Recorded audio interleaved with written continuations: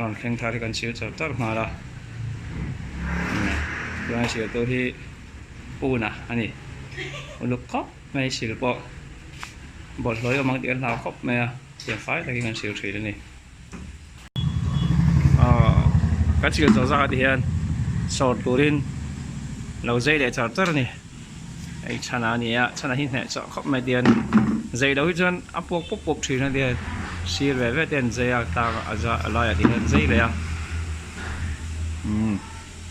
tian zai zo nu hianin hemi zo hianin e sort tu ra kan da phei thri ni zai poi uluk khop mai ne so boka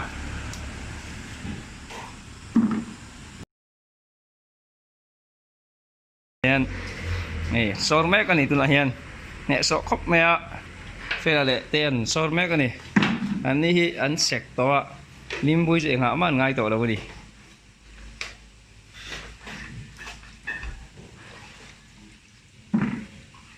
yang an filter veka hemi zo hianin bura an thun lenga te huan dam doi po tel lo tui po pol lo ani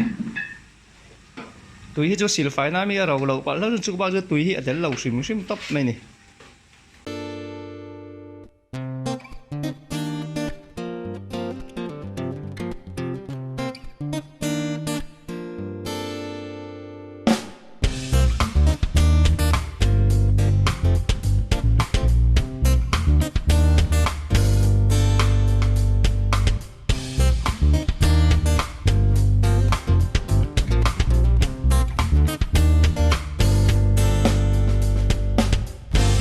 suole bầu chân đâm nang